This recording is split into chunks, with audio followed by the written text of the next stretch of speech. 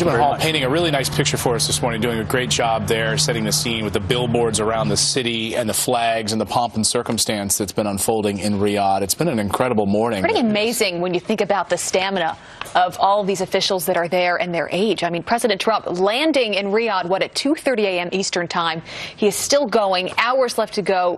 The King of Saudi Arabia, not in good health. I mean, you see them walking, touring the palace there. I mean, it really is pretty phenomenal when you think about what they have to go through and their age and just the stamina that they have. Absolutely, and the symbolism of this trip. We covered it in the 6 o'clock hour of this show this morning. Air Force One arrives. The red carpet is out. The King greets our President Trump at the edge of the red carpet. I mean, we couldn't get there fast enough. And throughout the city of Riyadh, you've got American flags and you've got Saudi flags. You've got cannons going off, trumpets blaring. You've got Saudi jets with red, white, and blue smoke. As you mentioned, billboards with our president's face on it and the King's face. This is not just the red carpet treatment. This is the platinum carpet treatment. They feel like America is back for them to support them. I love this shot right there of Air Force One pulling in there. And as we said, literally the red carpet that is rolled out, the King greeting President Trump at the tarmac, something we didn't see happen a year ago when President Obama went on his trip. We didn't see it quite the way that we've seen this one. We didn't see it at all. Also, he didn't show up there at all. Didn't even show up. And the King reaching out, shaking the hand of First Lady Melania Trump and the daughter Ivanka Trump.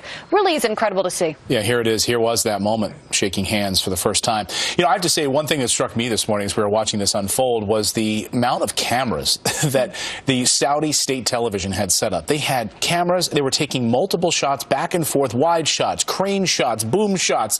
I don't know if that means much to you watching this morning, but in the TV world, that's a lot of production. And there were even some shots that failed at certain points, and they cut away to graphics that the Saudi government had pre-made graphics which showed the president, showed the Saudi king side by side, the American flag that they made graphically fluttering in the wind next to the Saudi flag. The amount of production that went into this trip from the Saudi government, because they knew all eyes are on us, and the respect that they're showing to the United States was actually pretty remarkable. You hit the key word. In the Middle East, having served there, it is respect that is valued. You earn respect by being tough and by being strong. I think Saudi Arabia sees their ally back, whether it's tough rhetoric from President Trump or his commitment to rebuilding our military and standing by our allies. They've traditionally been an ally. They feel like Saudi Arabia feels like America's back has been turned to them for the last 8 years as President Obama sought a deal with the Iranians.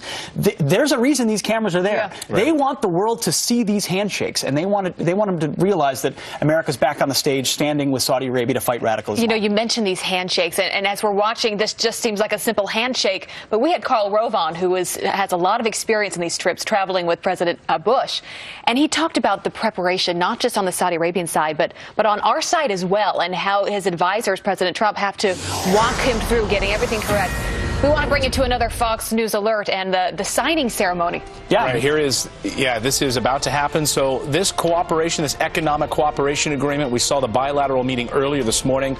That is King Salman on the left. That is President Trump on the right, walking into the signing ceremony. $110 billion deal set to bring American jobs, into that region by expanding economically into a country that's pulling back on oil and building skyscrapers. That's right. These are live looks that we've got right now before this signing ceremony, following a bilateral meeting that they just had between President Trump and his top staff and advisors, as well as those of Saudi Arabia. This package that you talked about, $110 billion, we got information on it just last hour. It includes equipment and services to support the long-term security of Saudi Arabia and the Gulf region in the face of Iranian threats, while also bolstering the kingdom's ability to contribute to counterterrorism operations across the region, read ISIS there, reducing the burden on the U.S. military to conduct those operations.